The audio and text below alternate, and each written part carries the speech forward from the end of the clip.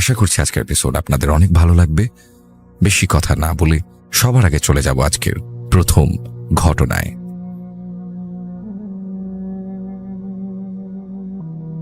আসসালামু আলাইকুম রাসেল ভাই, আসসালামু আলাইকুম লিসেনার্স, আশা করি সবাই ভালো আছেন। এখন যে ঘটনাটি আমি আপনাদেরকে বলবো, এই ঘটনাটি আমি সংগ্রহ করেছিলাম যশোর থেকে। ওখানে একজন আমাদের দুঃসম্পর্কের আত্মীয়কে খোঁজার দায়িত্ব দেন আমার আব্বু, যার কারণে আমি একজন অভিজ্ঞ এবং বয়স্ক রিক্সাওয়ালাকে খুঁজছিলাম। এই কারণে আমি খুঁজে খুঁজে একজন বয়স্ক রিক্সাওয়ালাকে বের করি এবং তার কাছে যখন আমি বিস্তারিত বললাম, তিনি আমাকে সত্যি সত্যি আইডিয়াটা দিতে পারলেন এবং আমাকে গন্তব্যেও নিয়ে গিয়েছিলেন।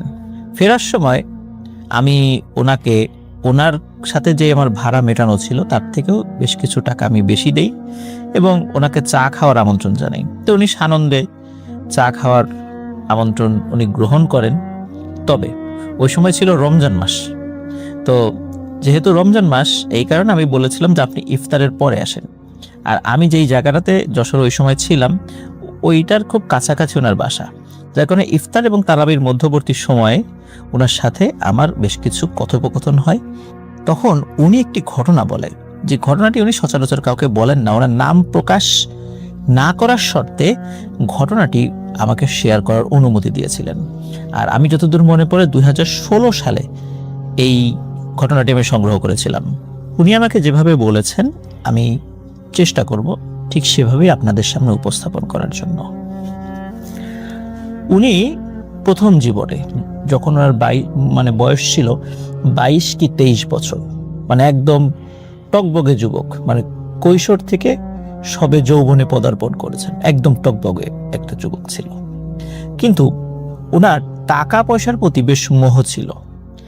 কিভাবে বেশি টাকা উপার্জন করা যায় অল্প পরিশ্রমে, উনি এই চিন্তা করতেন। আর উনি অত্যন্ত সাহসী একজন মানুষ ছিলেন। তো ওনার সাথে কোনো কারণে একজন ব্যক্তির পরিচয় হয়। ওই ব্যক্তির সাথে ওনার বেশ আন্তরিক সম্পর্ক গড়ে ওঠে। শুরুতে উনি বুঝতে পারেননি ওই ব্যক্তি আসলে কি ধরনের প্রফেশনের সাথে জড়িত। আস্তে আস্তে জানতে পারেন যে উনি আসলে একজন কাফন চোর। তো তার সাথে থেকে থেকে সেও এই কাফনের কাপড় চুরি করা শুরু করে। যে যখন কাফনের কাপড় চুরি করে বিক্রি করার পরেও খুব বেশি টাকা হাতে আসে না, তখন ওনারা চিন্তা করতে থাকেন যে কিভাবে বেশি টাকা উপার্জন করা যায়। তো ওই সময়ে মেডিকেল কলেজের স্টুডেন্টদের তাদের লেখাপড়ার জন্য কঙ্কাল, মানে মানুষের কঙ্কালের দরকার হতো। তো বিভিন্ন মানুষ চড়া দামে মানুষের কঙ্কালগুলো এই মেডিকেল স্টুডেন্টদের কাছে বিক্রি করতো, যেটা এখনো শোনা যায় যে এই ঘটনা ঘটে। তো তারা তো সরাসরি কঙ্কাল চুরি করা, এটা তো মানে বাহিরের কোনো মানুষের জন্য টাফ। তারা কি করতো, লোকাল কিছু এজেন্ট নিয়োগ করতো, তাদের মাধ্যম দিয়ে কঙ্কাল সংগ্রহ করত। তো ওই ব্যক্তিরা কোনো না কোনো ভাবে খবর পেয়ে যায় যে এনারা দুইজন, মানে যার কথা বলছি এবং তার গুরু, তার নামও বলা যাবে না সঙ্গত কারণে, তো এনারা দুজন কঙ্কাল চুরি করে। তারা খুব গোপনে তাদেরকে অফার দেয় যে তোমরা কঙ্কাল আমাদেরকে দাও, তোমাদেরকে মোটা অঙ্কের টাকা দিব। তো তখন তারা চিন্তা করে যে কাফনের কাপড় বিক্রি করে আর কয় টাকা হয় আমাদের, এর দিকে কঙ্কাল বিক্রি করলে তো বেশি লাভ হয়। তো তারা রাজি হয়ে যায়। তারা কঙ্কাল চুরি করা শুরু করে। তারা প্রথমে টার্গেট করতো যে কোন কবরের বয়স মিনিমাম 6 মাস হয়ে গেছে, কারণ 6 মাস পর হলে কঙ্কাল হয়ে যায় সাধারণত। তো এইভাবে তারা কঙ্কাল সংগ্রহ করতে থাকে এবং মোটামুটি ভালোই টাকা আসতো তাদের দুজনের। তো গুরু শিষ্য মিলে এই অপকর্ম চালিয়ে যেত। কিন্তু বাহিরের লোকজন বা গ্রামের লোকজন খুব তারা ঘুণাক্ষরও বুঝতে পারতো না যে এরা এই কাজ করে। তারা ওই কাফনের কাপড়ও অনেক দূরে নিয়ে গিয়ে বিক্রি করে আসতো, যার কারণে তারা নিজের গ্রামের লোকজন তারা ওইটা ওইভাবে বুঝতে পারতো না। আর পরে যখন কঙ্কাল চুরি করা শুরু করলো, কবর খুঁড়ে কঙ্কাল চুরি করে এমনভাবে কবরগুলো সুন্দর করে আবার আগের মতো করে দিয়ে আসতো যে কারো বোঝার উপায় ছিল না যে এর ভেতরে কঙ্কাল নেই। তো বেশ সুচারুরূপেই তারা কর্মকাণ্ড সম্পাদন করছিল। এর মধ্যে কোনো এক তান্ত্রিক, সে কোনো না কোনোভাবে, যেভাবেই হোক, কিভাবে জেনেছে এটা বলা সম্ভব নয় বা আমাকে সেটা বলিও নি, তো সে জানতে পারে এই দুইজন ব্যক্তি কঙ্কাল চুরি করে। তো সেই তান্ত্রিক এদের সাথে যোগাযোগ করে বলে যে কঙ্কাল বিক্রি করে আর কয় টাকা পাও, আর পুরো আস্ত একটা কঙ্কাল উদ্ধার করাও তো খুব ঝামেলা। শরীরের বিভিন্ন অঙ্গ প্রত্যঙ্গের হাড়গোড়গুলো কবর খুঁড়ে সেগুলো দীর্ঘ সময় ধরে একত্র করা, এটা তো অনেক ঝামেলা। এর থেকে আমি তোমাদেরকে একটা অফার দেই, যদি এই কাজটি করো তাহলে আমি তোমাদেরকে অনেক টাকা দিব। জাস্ট দেহের মাথার অংশটা নিয়ে আসতে হবে, তার মানে মাথা নিয়ে আসতে হবে। এটা যে কঙ্কাল আনতে হবে তা না, এমন হতে পারে যে লাশের মাথা কেটে মাথা নিয়ে চলে আসতে হবে। তো ওনারা বলে যে এ আর এমন কি কাজ, কঙ্কাল বিক্রি করেও তো খুব বেশি মানে টাকা আসছে না আমাদের ধনী হওয়ার মতো, তো যদি শুধু মাথা নিয়ে আসতে পারি তো আরো সহজ কাজ হলো। কিন্তু ওই তান্ত্রিক বলে দেয় যে আমি যেই কবরের কথা বলবো তোমরা শুধু সেই কবরেরই ওই কবর খুঁড়ে সেই ডেড বডির মাথা এনে দিবা, অন্য কোনো কবর হলে হবে না। আর প্রতিটা কাজের জন্য অনেক টাকা পাবা, আর একবার কাজ করার পরে পরবর্তী কাজের মধ্যবর্তী সময়ে যেই টাকা তোমার উপার্জন হবে সেটা দিয়ে ওই মধ্যবর্তী সময়টা বেশ অনায়াসেই তোমরা পার করে দিতে পারবে, কোনো সমস্যা নেই। ওই তান্ত্রিক মূলত বিভিন্ন ডেড বডির মাথা সংগ্রহ করে ব্ল্যাক ম্যাজিকের কাজে ব্যবহার করত। তো উনি ব্ল্যাক ম্যাজিকের কাজে ব্যবহার করুক আর না করুক তা তো এই দুইজনের দেখার বিষয় নয়। তারা চিন্তা করেছে আমাদের দরকার টাকা, তান্ত্রিক কি করুক না করুক সেটা আমরা দেখতে যাব না। যাই হোক, তান্ত্রিক বিভিন্ন ফরমায়েশ দিত যে অমুক গ্রামে একটা কবর হয়েছে, সেই কবর থেকে মাথা এনে দিতে হবে। এখন এটা কিন্তু বেশ টাফ ছিল এই কারণে যে সেই গ্রামে গিয়ে সেই কবর খুঁড়ে মাথায় এনে দেয়া এটা কিন্তু চারটিখানি কথা না, কারণ ওই গ্রামে তাদের পদাচারণা নেই। হঠাৎ করে গেলে লোকজন জিজ্ঞেস করবে যে তোমরা কারা। গ্রাম দেশে যেটা হয় আর কি, যে অপরিচিত লোক দেখলেই একজন জিজ্ঞেস করে যে তুমি কোন বাড়ির আত্মীয় বা কোন বাড়ির অতিথি বা কোন বাড়ির কুটুম, এরকম জিজ্ঞেস করে। কিন্তু এই জন্য তারা কি কাজ করতো যে ওই গ্রামে কামলা হয়ে যেত, মানে ডে লেবার বলতে আমরা যেটাকে বুঝি, বা ডেইলি লেবার আর কি, হ্যাঁ, যে দিন যেত টাকা পেত। তো যাই হোক, এইভাবে ওই গ্রামে গিয়ে আগে পরিবেশ পরিস্থিতি তারা দেখতো, তারপর সুযোগ বুঝে সে কবর থেকে মাথা সংগ্রহ করত এবং সংগ্রহ করে কাছে রেখে দিত। স্বাভাবিকভাবেই তাদের কাজ শেষ হয়ে যেত, তখন তারা মাথা নিয়ে আবার চলে যেত, তারপর সেই তান্ত্রিকের কাছে দিত, যার ফলে ঘুণাক্ষরেও কোনো মানুষ জানতে পারতো না। সবাই ওই দুইজন ব্যক্তিকে জানতো কামলা হিসাবে, এবং কামলা হিসাবেই সত্যি সত্যি তারা যখন কাজ থাকতো না তখন কামলা হিসেবে সে কাজ করতো, যাতে করে মানুষের সন্দেহ না হয় কোনোভাবে। বেশ চালাক ছিল তারা দুজন। এভাবেই চলে যাচ্ছিল দিন। ভয়ের ঘটনা কিন্তু ঘটতো যখন মাথা আনতে যেত। যেমন মাথা যখন আনতে যেত কারো, তখন তারা দেখতো চারদিকে ভয়ানক ঝড় শুরু হয়ে যাচ্ছে, বিশাল বিশাল দৈত্য দানব তাদের দিকে এগিয়ে আসছে, কিন্তু তারা ভয় পেত না। তারা এতটাই সাহস সঞ্চয় করেছিল, এবং এই সাহসের কারণেই এই ধরনের ভয়ঙ্কর কাজগুলো অনায়াসেই তারা দুজন করত। এর মধ্যে একটি অদ্ভুত ঘটনা ঘটে। অন্য অঞ্চলের একজন ব্যক্তি তিনি দুজন মানুষকে এদের কাছে পাঠায়, এদের গ্রামে পাঠায়। তারা তাদের দুজনকে খুঁজে বের করে বলে যে আমাদের পীর সাহেব হুজুর তোমাদের দুজনকে ডেকেছে, তোমরা সময় করে একটু হুজুরের সাথে দেখা করো। যেহেতু হুজুর ডেকেছেন এবং ওই হুজুরের ওই সময় বেশ নাম ডাক ছিল, উনি খুব আল্লাহওয়ালা এবং পরহেজগার মানুষ ছিলেন, তো তারাও ওই হুজুরের নাম শুনেছিল। যেহেতু অনেকেই সেই হুজুরের সাথে দেখা করতে যেত, দোয়া নিতে যেত, তিনি হঠাৎ করে কি এমন ঘটনা ঘটলো যে তাদের দুজনকে ডেকে পাঠালেন। তারা চিন্তা করলো যে আমরা যে এই কাজ করি উনি এবার জেনে যান নাই তো, আবার যাওয়ার পরে কোনো ক্ষতি টতি করবে না তো। তো চিন্তা করলো যেহেতু ডেকে পাঠিয়েছে, যদি ক্ষতি করার ইচ্ছাই থাকতো তাহলে তো ওই লোকগুলো পাঠিয়ে তাদেরকে ধরে নিয়ে যেত, যেহেতু তাদেরকে এমনি ডেকে পাঠিয়েছেন তাহলে যাই। সত্যি তারা দুজন যায়। সঙ্গত কারণে সে হুজুরের নামও আমাকে বলেনি আর কি, যার কারণে আমিও বলতে পারছি না। তো তারা সে হুজুরের কাছে যায়, যেহেতু হুজুরের খুবই সুন্দর চেহারা আর কি। সুন্দর চেহারা বলতে কি, আসলে চেহারার মধ্যে এমন এক ধরনের ঔজ্জ্বল্য ভাব, মানে নুরানি চেহারা বলতে আমরা যেটা বুঝি। তো হুজুর তাদেরকে দেখে বলছে যে তোমরা কি কাজ করো অন্যরা না জানলেও আমি কিন্তু জানতে পেরেছি। ওই সময় অবশ্য আশেপাশের লোকদেরকে সরিয়ে দিয়েছে, তাদের সাথে কি কথোপকথন হয়েছে অন্য লোকরা সেটা জানে না, খালি হুজুর এবং এই দুইজন যে এই কাফন চোর বা লাশ চোর এরা জানে। হুজুর একটা খামের মধ্যে বেশ কিছু টাকা এই দুজনের হাতে তুলে দেন এবং বলেন, তোমরা যে কি কাজ করো তা আমি জানি।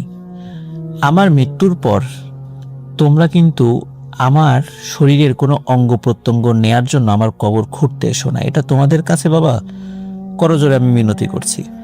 এবং আমার শরীরের কোনো অঙ্গ প্রত্যঙ্গ বিক্রি করে যে টাকা তোমরা পাবা তার থেকে বেশি টাকা আমি তোমাদের দুজনকে দিয়ে দিলাম, কিন্তু আমার কথা দাও যে আমার কবরে ঢুকে আমার শরীরের কোনো ক্ষতি করবে না তোমরা।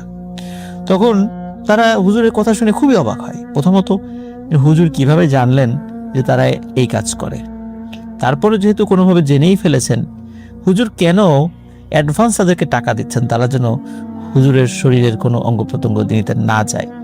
কারণ তারা আসলে সবার শরীরের অঙ্গ প্রত্যঙ্গ তো নিতে যায় না, ওই তান্ত্রিক ঠিক যেই কবরের কথা বলে সেই সমস্ত কবরগুলোতে যায়। তো ওরা আসলে বিষয়টা বুঝতে পারছিল না। তো যাই হোক, তারা কথা দেয় যে ঠিক আছে আমরা এই কাজ করব না।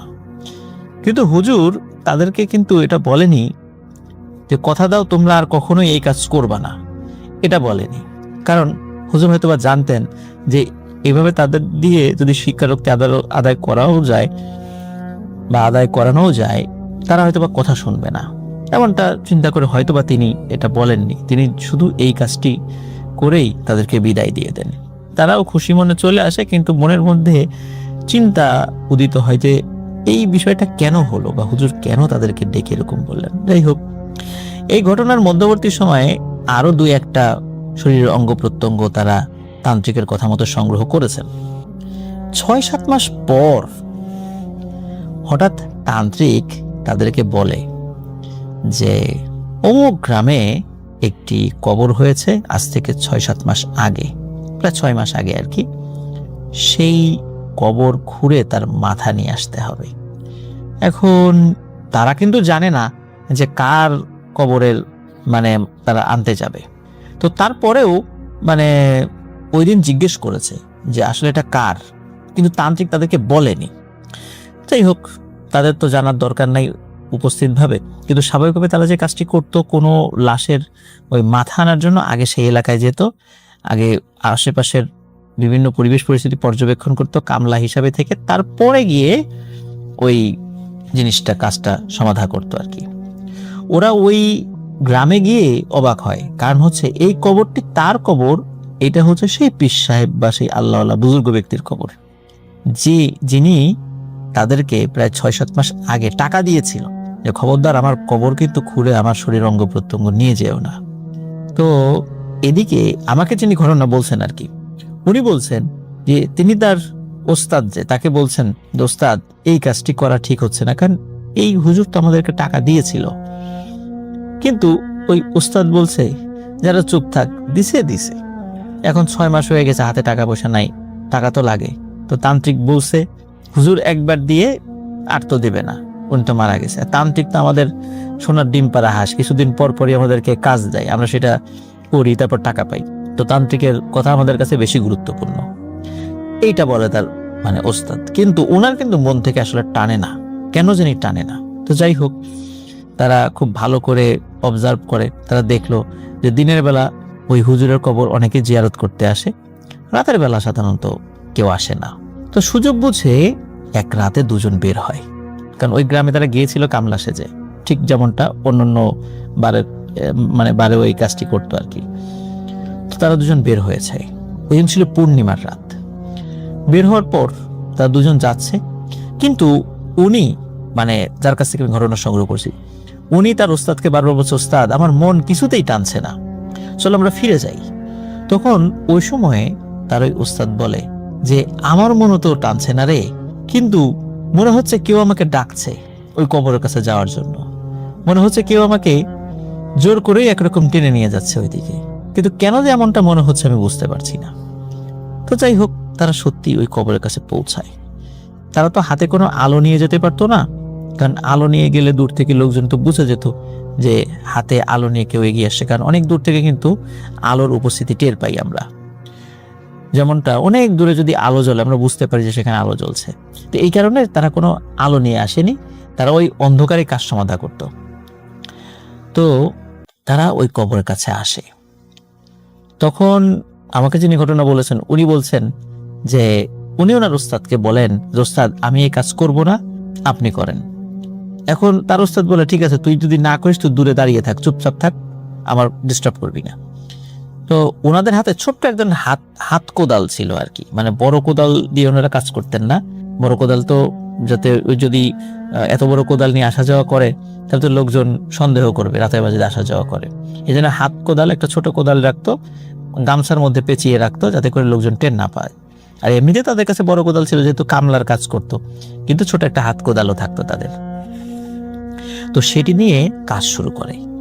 কিছুটা মাটি সরানোর পর হঠাৎ করে ওই ব্যক্তির ওই ওস্তাদ বলে ওঠে, যিনি আর কি কবর খুঁড়ছিলেন, সে বলে, এই এদিকে দেখ দেখ, প্রায় 6 মাস নাকি হয়ে গেছে কবরের বয়স, কিন্তু মনে হচ্ছে তো এই আজকে বা গতকালকে কবর দেওয়া হয়েছে। কারণ হলো এর বাঁশগুলো তো এখনো কাঁচা, একদম কাঁচা। বাঁশের যেই কঞ্চি আছে সেটা যখন আমরা দা দিয়ে ছেটে ফেলি সেই জায়গাটা যেমন সাদা বের হয়ে আসে, ঠিক মানে সবুজের মাঝখানে একটু সাদা সাদা যেখানে বাঁশের গিরা থাকে আর কি, ওখানে সাদা পর্যন্ত রয়েছে। তেমন মনে হচ্ছে যে আজকে কবর দেওয়া হয়েছে এমনটা। তো বলে যে এইটা তো 6 মাস বলে মনে হয় না কবরের বয়স। তারপরেও বলছে যে যেহেতু আমরা আগে থেকেই শনাক্ত করেছি এটিই সেই কবর, দীর্ঘদিন থেকে থেকে এখানে, সুতরাং এটিই হবে, খুঁড়ে ফেলি। তখন আস্তে আস্তে কবরটা খুঁড়ে ফেলে। যখন কবরের বাঁশ সরানো হয়, বাঁশ সরানোর পরে ওই ব্যক্তি খুবই অবাক হয় এবং ভয়ও পায়।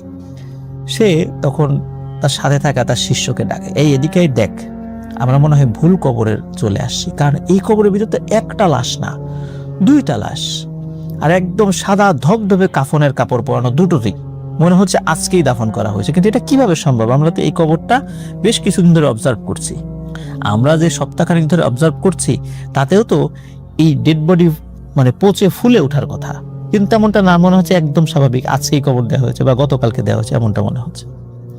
তখন ওই ব্যক্তি বলেন, মানে আমাকে যিনি ঘটনা দিয়েছেন উনি বলেন যে ওস্তাদ এটা তো বুজুর্গ ব্যক্তির কবর, হতে পারে তার লাশ পচে নাই, অনেক সময় এরকম ঘটনা ঘটে, সুতরাং এটা হতে পারে, কিন্তু কেন জানি মনে হচ্ছে তুমি এই কাজটি করো না, তুমি চলে আসো, উঠে আসো, কবরের মধ্যে থেকে উঠে আসো, তুমি এই ডেড বডির গায়ে হাত দিও না।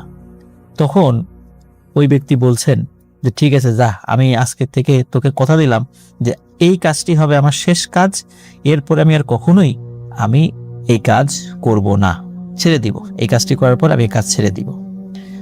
তো এখন লাশ তো কবরের মধ্যে 2টা, এখন কোনটা ওই হুজুরের লাশ এটি দেখার জন্য একটা কাফনের মানে মানে ওই লাশের ডেড বডির মুখের উপর থেকে কাফনের কাপড় সরায়, চাঁদের আলোতে স্পষ্ট যা দেখতে পায় তা দেখার জন্য সে মোটেও প্রস্তুত ছিল না।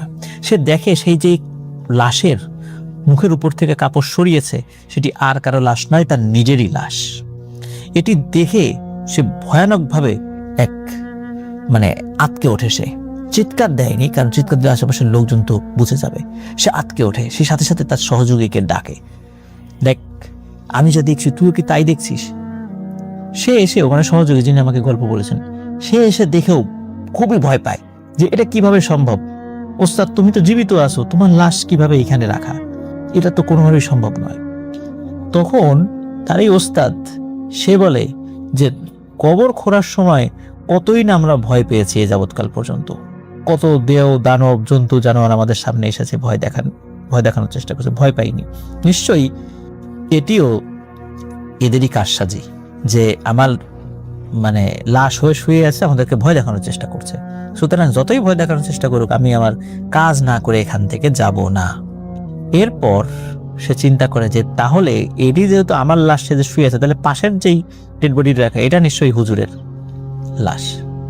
সত্যি উনি কাফনের কাপড় সরান এবং দেখেন যে হুজুরের লাশ একদম অবিকৃত রয়েছে এবং তার চেহারা দিয়ে মনে হচ্ছে আলো বের হচ্ছে, মানে নূরের একটা আভা বের হচ্ছে, চাঁদের আলোতে স্পষ্ট তার চেহারা বোঝা যাচ্ছে দিনের আলোর মতো। এটা আল্লাহর একটা অশেষ রহমতি হবে। তো তখন সে চিন্তা করে যে এমনিতে তো 6 মাস 7 মাস হয়ে যাওয়ার পরে ডেড বডির মাথা এমনি পচে যেত, সহজে আলাদা করে নিয়ে আসা যেত, কিন্তু এই দেহটা তো অবিকৃত। এটাই এই প্রথম ঘটনা। তারা তো সাথে করে কোনো ধারালো জিনিস নিয়ে আসেনি, কিন্তু হাতে যে কোদাল ছিল, চিন্তা করছে কোদাল দিয়ে গলায় কোপ দিয়ে মাথা আলাদা করে সে মাথাটি নিয়ে আসবে। তো যখনই এই চিন্তা করেছে, এই চিন্তা করে কোদালটি আসলে ওই উপরে রেখে কবরের মধ্যে নেমেছিল আর কি, মাটি সরিয়ে উপরে রেখে দিয়েছিল। তখন সে ঘুরে ওই কোদালটি যখন এক হাত দিয়ে ধরেছে, হঠাৎ করে তার মনে হয়েছে তার বাম হাত কে একজন চেপে ধরেছে, খুব শক্ত করে মানে চেপে ধরেছে তার হাতটি। তখন সে চিন্তা করে কি ব্যাপার, হাত চেপে ধরলো কে? সে মানে সাইডে তাকিয়ে দেখে ওই যে হুজুর, সে চোখ খুলে আছে এবং খপ করে তার হাত চেপে ধরেছে এবং সে বলছে, কিরে বাবা, আমি তো তোকে নিষেধ করেছিলাম এই কাজটি না করতে, তুই আবার এলি। এরপরে উনি প্রচন্ড জোরে এক চিৎকার দেন। চিৎকার দেওয়ার পর উনি ওর ভিতরে সেন্সলেস হয়ে পড়েছেন। এখন চিৎকার দেওয়ার ফলে গ্রামের লোকজন জেগে যেতে পারে, চলে আসতে পারে, এই একটা ভয় ছিল তার মনের মধ্যে, বিশেষ করে তার সহযোগী। এখন সে চিন্তা করছে এখন যদি গ্রামের লোকজন চলে আসে তাহলে কি অবস্থা হবে। আর লোকজন তো দেখেছে যে আমার উস্তাদের সাথে আমাকে, লোকজন এসে যদি দেখে আমার উস্তাদের কবরের মধ্যে শুয়ে আছে, অজ্ঞান হয়ে আছে, তাহলে তো বিপদ। এখন উনি কি করেন, সেও কবরের মধ্যে নেমে সাহস করে নেমে তার ওস্তাদকে তুলে আনার চেষ্টা করেন, কিন্তু দেখেন যে ওই হুজুর তার ওস্তাদের হাত এত শক্ত করে ধরে রেখেছে যে কোনোভাবেই হাতটা ছোড়ানো যাচ্ছে না, এবং সে বুঝতে পারে যে তার ওস্তাদ আর পৃথিবীতে নেই, মারা গেছে।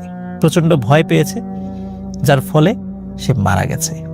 এখন যেহেতু তিনি মারা গেছেন, এখন তাকে আর উঠিয়ে নিয়ে কি হবে?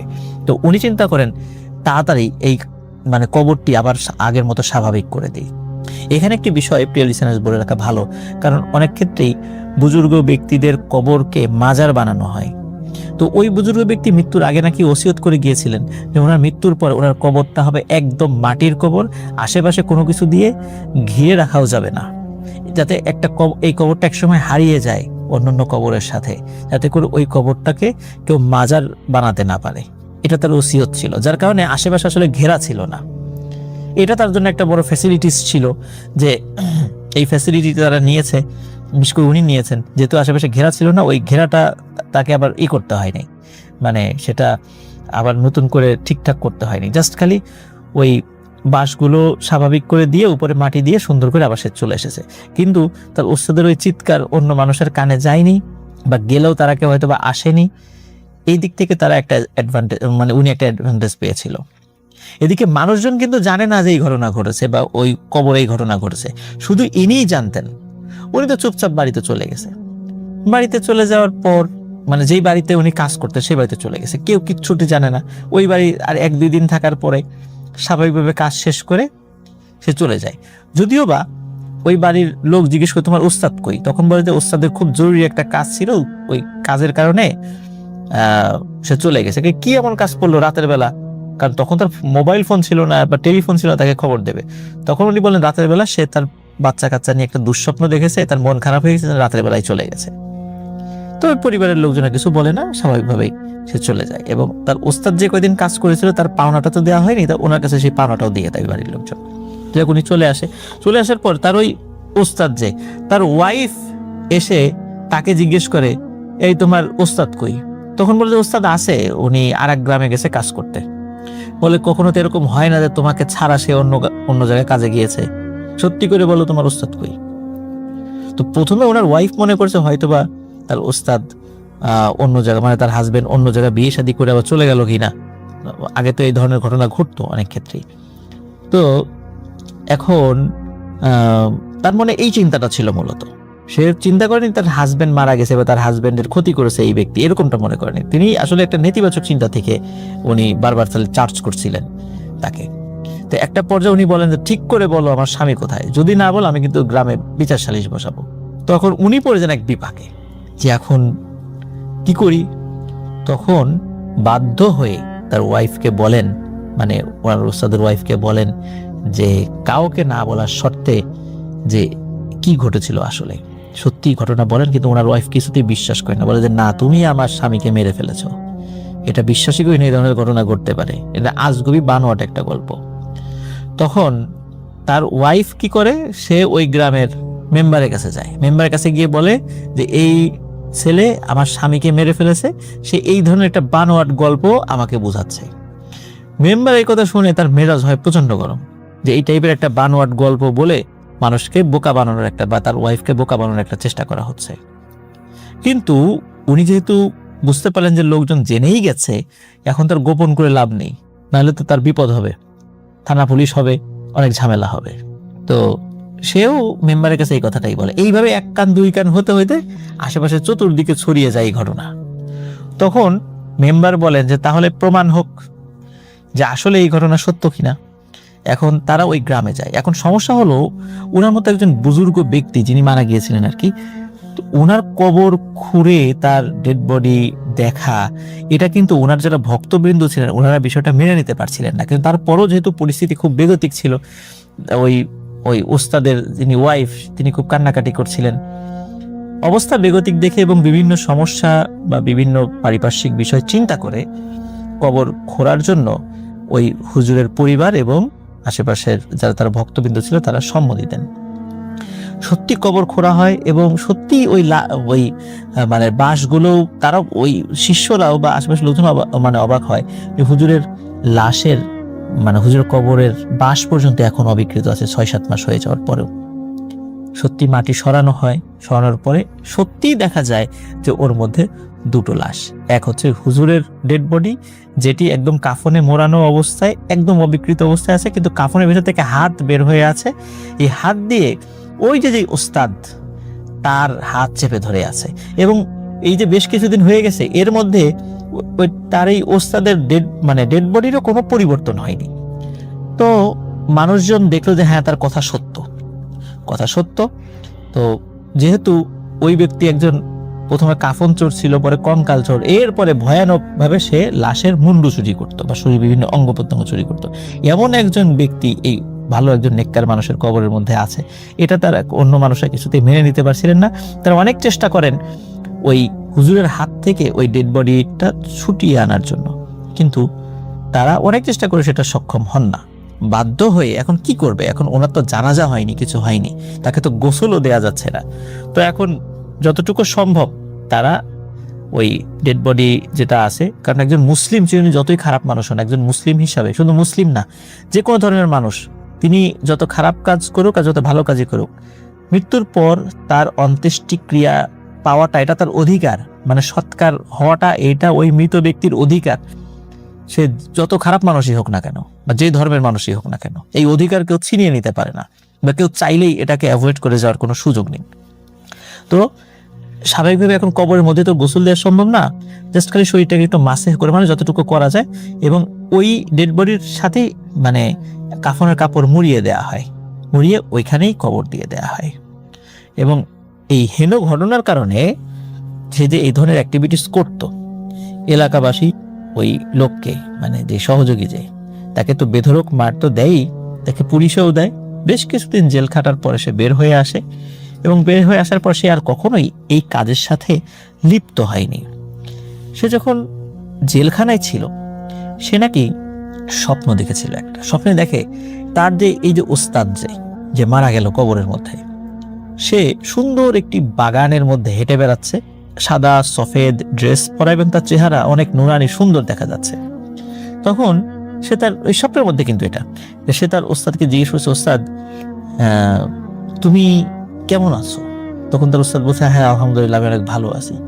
বলে, তুমি তো এরকম একটা অপকর্ম করতে গিয়ে মারা গিয়েছিলে, তাহলে তুমি ভালো আছো কিভাবে? তখন তার ওস্তাদ বলছে, হ্যাঁ আমি অপকর্ম করতে গিয়ে মারা গেছি, এটা সত্য, আমি একটা খারাপ মানুষ ছিলাম, এটাও সত্য, কিন্তু আমি যার সাথে শায়িত আছি উনি অনেক ভালো মানুষ। তা আল্লাহ এই ব্যক্তির ওসিলায় আল্লাহ আমাকে ক্ষমা করে দিয়েছেন, যার কারণে আমি ভালো আছি। তখন স্বপ্নের মধ্যেই তার ওস্তাদ তাকে বলে যে তুই আর কখনোই এই কাজের সাথে যাবি না, আর তুই জীবনের যতদিন জীবিত থাকবি, শরীরের শক্তি থাকবে, কিছু সময় হলেও তুই রিক্সা চালাবি, এবং রিক্সা চালানো থেকে উপার্জিত অর্থ নিজে যদি খুব জরুরি না হয় খরচ করবি না, এবং এই উপার্জিত অর্থ মানুষের মধ্যে দান করে দেওয়ার চেষ্টা করবি। আর পাশাপাশি অন্য কাজ করবে, এটা স্বপ্নের মধ্যে তিনি বলেন। এরপরে উনি আর কখনো এই কাজ তো করেনি, একদম স্বাভাবিক জীবনে উনি চলে গিয়েছিলেন, স্বাভাবিকভাবেই উনি ঘর সংসার করেছেন। আর এই কারণেই উনি মূলত দিনের কিছুটা সময় উনি রিক্সা চালান। এই ঘটনা আমি সংগ্রহ করেছিলাম 2016 সালের দিকে। আমি জানি না উনি এখনো জীবিত আছেন কিনা, কারণ ওনার কোনো ফোন নাম্বার ছিল না, যার কারণে তার সাথে ফোনে যে আমি পরবর্তীতে যোগাযোগ করব বা এখনো যোগাযোগ করব সেই সুযোগটা আসলে নেই। আপনাদের সবাইকে সাদর আমন্ত্রণ জানাচ্ছি। আমি আহমেদ বাবু। কেমন আছেন আপনারা? আশা করি সবাই ভালো আছেন। আমি আল্লাহর রহমতে ভালো আছি, আলহামদুলিল্লাহ। যেই ঘটনাটি আমাদের সাথে শেয়ার করেছেন তানভীর চৌধুরী চট্টগ্রাম থেকে, ঘটনাটি ঘটেছিল তানভীরের এক কাজিনের সাথে, তার এক মামাতো ভাইয়ের সাথে। ধরে নিলাম তার নাম রিপন, কারণ সে ছদ্মনাম ব্যবহার করতে চাইছে। তো সেই ঘটনাটি আমরা শেয়ার করছি। তানভীরের নানাবাড়ি এলাকাটা আসলে বেশ শান্ত সৌম্য একটা গ্রাম। এখানে মানুষজনের চলাফেরা খুব কম এবং বেশ প্রকৃতি ঘেরা। মানে দেখা যাচ্ছে বিস্তৃত ফসলের মাঠ, তারপরে গেলে বেশ সোজা গেলে একটা উঁচু এরকম আইল্যান্ডের মতো, সেখানে কয়েকটা ঘর বাড়ি বসত ভিটা, তারপরে আবার চলে গেছে সামনে এবং দূরে পাহাড়ের সারি। বেশ অন্যরকম, সন্ধ্যার পর একেবারেই ডিফারেন্ট একটা পরিবেশ থাকে। তো যাই হোক, তানভীর খুব এনজয় করে তার নানা বাড়ি গেলে। তো সেখানকারই ঘটনা এটি, এবং সেখানে একজন ব্যক্তি থাকতেন। সেই লোকটি বেশ বয়স্ক একজন ব্যক্তি, এবং সবাই তাকে ভয় পেত বা মান্য করতো, ভয় পেয়েই মান্য করতো। এর কারণ হচ্ছে সবাই বিশ্বাস করতো যে তিনি অনেক কিছু জানেন, তার কাছে জিন আছে, এটা সবাই জানতো, এবং তিনি অনেককে সমাধান দিতেন। গ্রামের অনেক মানুষ তার কাছে যেত বিভিন্ন রকমের তাদের প্রবলেম নিয়ে, এবং তিনি সেগুলো সমাধান করে দিতেন। আবার তিনি দেখা যেত যে মানুষের কাউকে যদি জিনে ধরতো সেটা ছাড়াতে যেতেন। আবার মানুষকে কেউ বলতো যে বদ নজর দিচ্ছে, তখন যেতেন সেখানে, ঝাড়ফুঁক করতেন, মানে এগুলো করতেন আর কি, বয়স্ক একজন মানুষ। তো তানভীরের মামা তখন ছোট, তিনি তখন কৈশোর পার করছেন এরকম অবস্থা, মানে জাস্ট যুবক হবেন এরকম অবস্থা, এরকম একটা সময় তার। তো তিনি এই ব্যাপারে খুব আগ্রহ ফিল করলেন। তিনি বেশ অনেকদিন সেই বয়স্ক মানুষটাকে, তারা চাচা ডাকতেন, তো তাকে ফলো করতেন। তিনি মাঝে মাঝে জিজ্ঞেস করতেন যে চাচা, আপনার কাছে নাকি জিন আসে, আপনার কাছে নাকি জিন আসে। তো তিনি তাকে বলতেন, নাই, মানে ধমক দিতেন, যায় থেকে এসব কি করছে এগুলা তিনি শুনতেন না।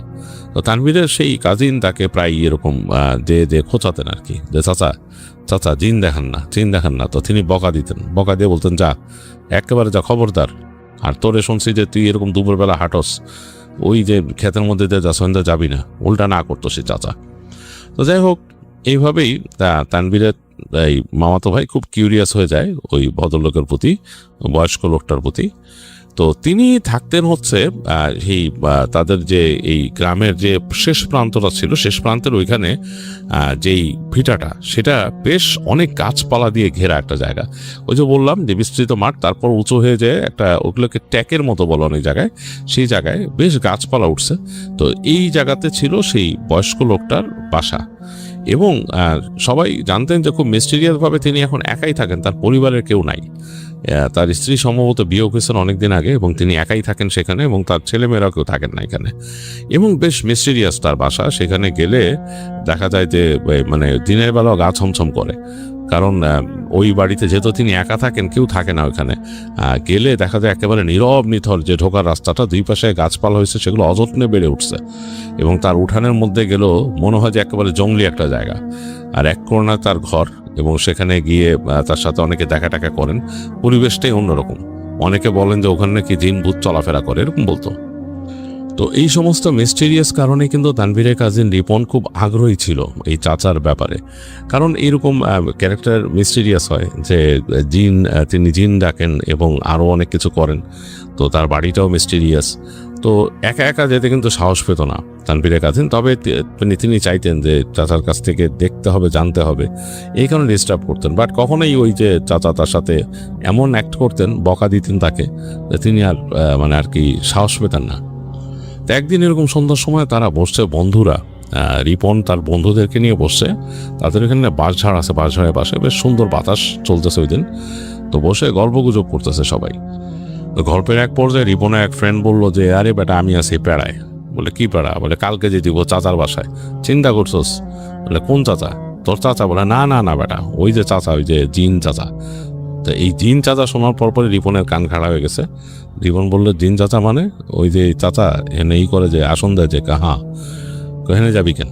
কারে আমার বড় ভাই কইছে কালকে 1 কলস দুধ হেরে দিয়েইতে, তা আবার কালা গরুর দুধ। এখন কালা গরুর দুধ দোয়াইতে গেলে অমুক জায়গা, মানে একটা জায়গার কথা বললো, ওই বাড়িতে আছে, ওখান থেকে নিয়ে যেতে।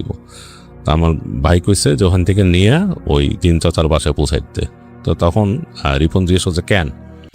আরে ভাইরে হে কইছে বাইরে নাকি কে কি করছে এবং এই সম্বন্ধে আরও জানাইবো, হে আসন দিব, আসন দিয়ে বৈশা বাইরে জানাইবো, হে জিনের থেকে শুনবো। তো শোনার পরে তো রিপনের মানে খুবই আগ্রহ হইলো। রিপন বললো যে এই যে একটা সুযোগ, বলে তুই যাবি দুধ নিয়ে? কবে যাবি? এই যে কালকেই যাবো। কাই আমারে নিয়ে যাইস সাথে? তুই যাবি আমার লগে? হ্যাঁ। তো তার বন্ধু তো খুব খুশি, কারণ সে মনে করছে যে একা যাবে, সে ভয় পেতেছিল, ওখানে যেতে অস্বস্তি লাগতেছিল তার কাছে। তো যেহেতু রিপন যাবে তো খুবই খুশি সে। বলে কখন যাবি? আমার কইছে বিকালের পরে যাইতে। তো তখন রিপন বলছে আমার লয়ে যাইস। তো যাই হোক, রিপনের আর ওই দিন আড্ডাতে মন বসল না, তার খুবই আগ্রহ যে ওখানে যাবে, যে কি দেখবে, সে নিজেও একা সাহস করে ওখানে যায় না। যাই হোক, ওই দিন তাদের আড্ডা শেষ হয়ে গেল। পরদিন রিপন খুব আগ্রহে আছে, দুপুরের পর থেকে তাড়াতাড়ি সে মানে সবকিছু গোছায় ফেলছে এবং সে যাবে। রিপনের আসলে উদ্দেশ্য আলাদা। সে ওখানে থেকে দেখতে চায় গোপনে যে আসলে ওই চাচা কিভাবে তিনি হাজির করেন, এটা সে দেখতে চায় এবং এটা তার খুব আগ্রহ। তো এই আগ্রহে সে মানে অস্থির হয়ে গেছে।